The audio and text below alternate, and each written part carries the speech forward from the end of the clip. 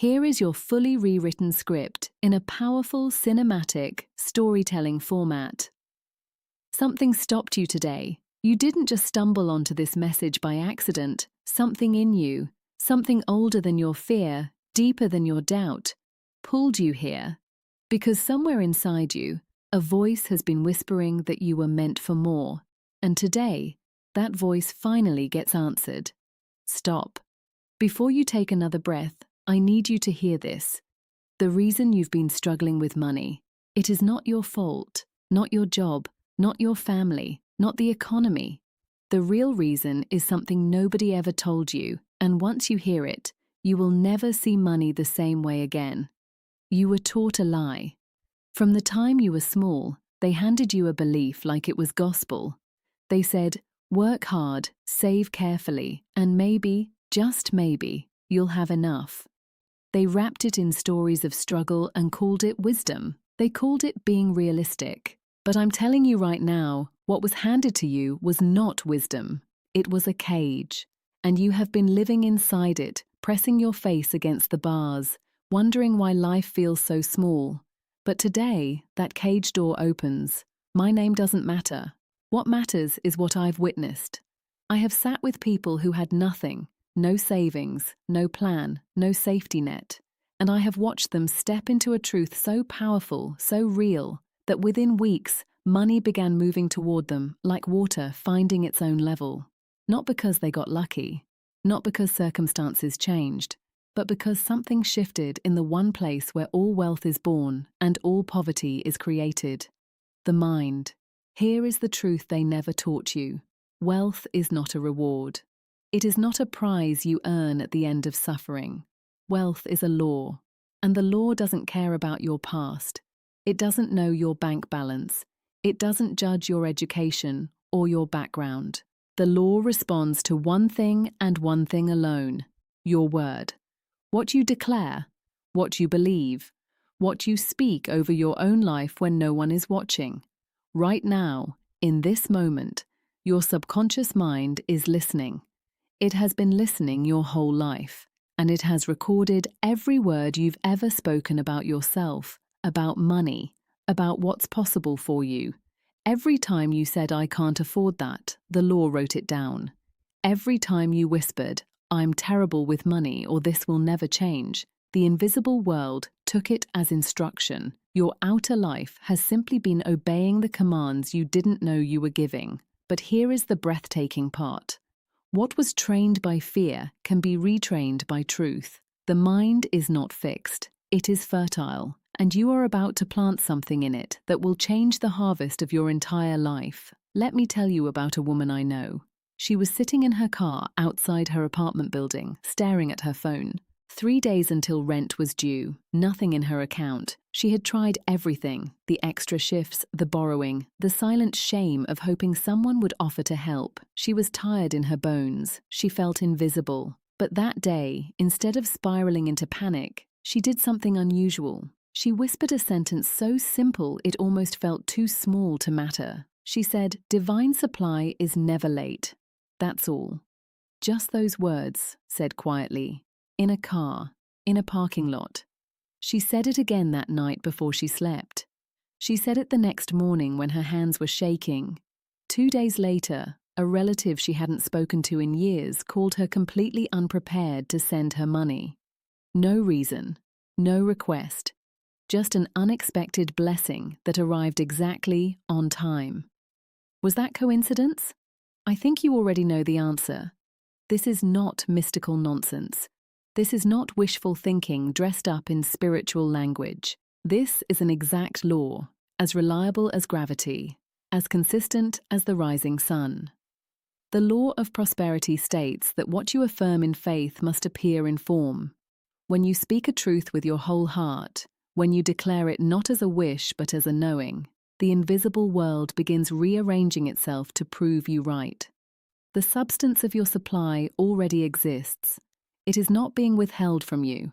It is simply waiting for the frequency of your voice to call it forward. Think of it like this.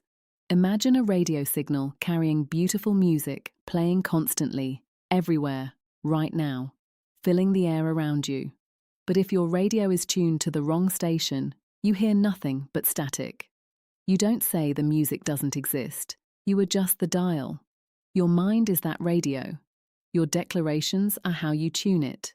And what you tune it to is what you receive. For years, your dial has been set to the frequency of fear. Today, we begin tuning it to something else. Your mind was trained to scan for what's missing. It wakes up thinking about bills. It checks the account balance with held breath.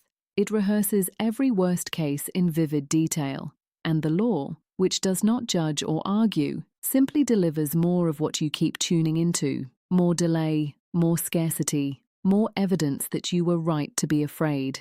This is not punishment. This is precision. The law is precise. It mirrors your dominant thought with perfect accuracy, which means the moment you change the dominant thought, the mirror changes too.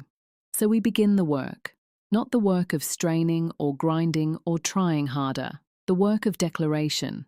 The sacred, powerful, life-altering practice of speaking truth until the truth becomes your experience. I want you to say something right now. Say it aloud if you can. Say it even if you feel foolish. Say it even if a voice inside you wants to argue. Unexpected channels of supply now open to me. Say it again. Feel the words in your mouth. Feel how different it is from worry. Feel the small shift. The way your shoulders drop slightly. The way your chest opens just a little. That shift is not small. That is the dial beginning to turn. Your first morning practice begins tomorrow. Before your feet touch the floor. Before you reach for your phone. Before a single word of worry can enter your mind. You speak.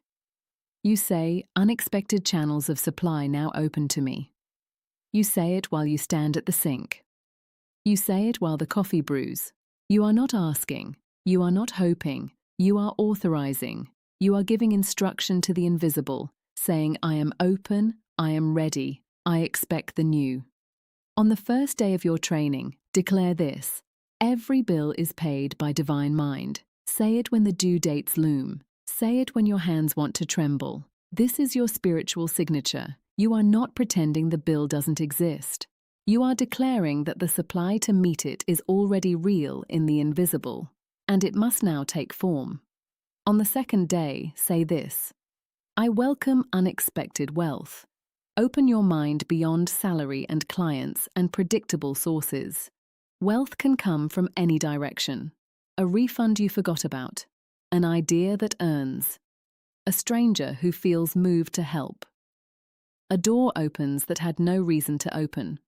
When your mind is genuinely trained to receive, the universe becomes wildly creative in its delivery. On the third day, declare, money is not my master. I am money's commander. Say this until something in you straightens, until the old submissive crouch you've been carrying, the one that says please and thank you to money instead of directing it, finally releases. You are not here to serve money. Money is here to serve the purpose for which you were created. Now let's talk about something that will change everything if you truly hear it. There is a law called the law of substitution. It says the mind cannot hold two opposing thoughts at the same time. You cannot simultaneously think I am lacking and I am supplied, which means you don't fight lack with willpower. You replace it. The moment a thought of fear rises, and it will rise, especially at first, you do not argue with it. You do not shame yourself for having it. You simply substitute it. You say the truer thought louder. Cancel, replace, command. That is the formula. Cancel the lie. Say aloud, I cancel that thought. Say it with force. Interrupt the old groove, then replace it with truth. There is never enough becomes I walk in more than enough. Then command the atmosphere. Seal it with a declaration. Every cell of my being attracts divine wealth. Use this not once, but every single time the old thought returns, and it will return. The mind is persistent, but your truth must be more persistent. You are training a new road into existence, and every time you walk it, it gets more solid, more clear, more real. Now, I must say something delicate but necessary. Some of you listening have been taught that wanting money is somehow wrong, that wealth is selfish, that there is virtue in barely getting by. I want to address this directly because this belief, This hidden shame around abundance may be the deepest chain you are wearing. There is no holiness in insufficiency. You cannot pour into others from an empty vessel. You cannot help your family, contribute to your community, live your purpose fully while you are consumed by financial fear. The righteous walking in abundance bless the world. Prosperity in the hands of someone who loves God and loves people is a force for extraordinary good. You do not have to choose between spiritual integrity and financial wholeness. They were always meant to walk together. Say this until the shame breaks. I deserve abundance because I am a divine idea made real. You are not manipulating the law by claiming this. You are fulfilling it. Your evening practice is just as sacred as your morning. What you speak into your mind in the final moments before sleep goes directly into the subconscious, the part of you that never rests, that creates and attracts and arranges while you dream. If you end your day rehearsing fear, you plant seeds of limitation in the most fertile soil available to you. But if you end your day in declaration, you hand the subconscious a blueprint for wealth and tell it, "Build this while I sleep." Before you close your eyes tonight, forgive the day. Forgive every appearance of delay. Forgive yourself for any moment you slipped back into worry. Then say gently but with certainty, "Divine supply multiplies in silence," and release everything to the invisible. The law will work while you rest, not because you deserve it, because it is law. And law does not require worthiness. It requires agreement. Over the next 7 evenings, you will declare one line each night. On the 4th night, I now receive lavish abundance, not just enough, not barely getting by. Lavish, overflowing, extravagant. The universe holds more wealth than you could exhaust in 1,000 lifetimes. Speak this until every part of you believes it is safe to receive more than you have ever imagined. On the 5th night, the doors of wealth are always open to me. When one door closes, another opens, but only to those who keep speaking. Wealth does not move on the world's schedule. It moves on the schedule of your faith. On the 6th night, what I need comes quickly and freely. Stop expecting delay. Stop rehearsing difficulty. The law does not make you suffer as a prerequisite for supply. Declare that your needs are already met. Say it before your eyes see it. On the 7th night, I am aligned with the law of increase. Let this become your identity, not just your practice. Let it echo through every transaction, every conversation, every decision you make. When you align with increase, decrease loses its grip. When you declare expansion, contraction must leave. Now I want to tell you about a man who came to me hollow. He had done all the right things, worked long hours, spoken affirmations, read every book. But beneath the words, the doubt was louder. He was speaking truth with his mouth and rehearsing fear in his heart. I told him, "Stop begging and start commanding. Stop rehearsing fear and start rehearsing favor." I gave him one sentence to carry. "All my needs are now met by divine supply." He wrote it down. He spoke it hourly. He slept holding that thought. Within weeks, not months, weeks, he received a job offer he never applied for, at double his current salary. The law does not delay when the word is established and believed. His mind finally matched his mouth, and the world matched his mind. Now it is your turn. The next 14 days are not about trying. They are about training. Not about wishing, about walking. Each morning, before the world can install its fear into you, you will rise and declare, "My channels are open." Each midday, wherever you are, you will say, "Money follows me." And each night, before your eyes close, you will say, "All is provided." These 3 sentences, spoken in rhythm, in faith, in consistency, will begin to rewrite the instructions your subconscious has been following your entire life. This is not entertainment. This is initiation. You will not entertain scarcity, not even in a whisper. You will not look at your account and say this isn't enough. You will say this is a temporary appearance, and it is already replaced by divine surplus.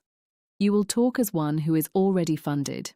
You will walk as one who is already supplied, not in denial of your current reality, but in command of the one that's coming.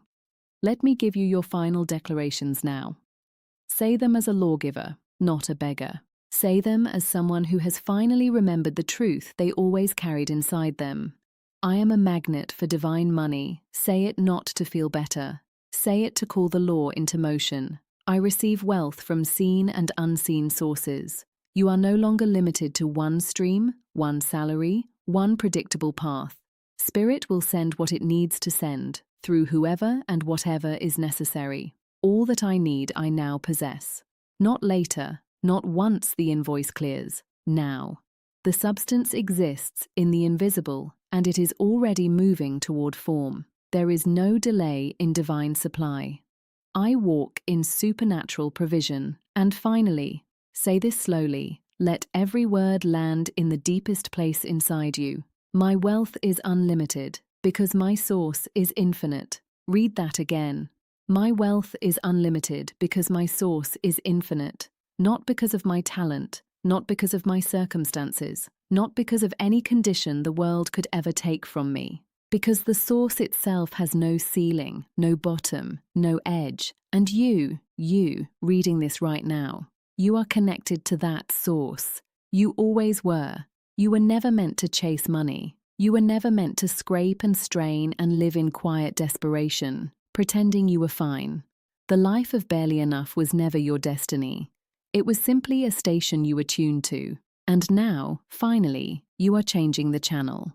Go forward from this moment, not cautiously, but prophetically. Speak the end from the beginning. Deny the lie. Enforce the covenant. The wealth has already been created. The supply is already real, and it is waiting, not in the world, not in the economy, not in the approval of anyone. It is waiting in your word. Open your mouth, speak the truth, and watch the world rearrange itself around the declaration of who you really are.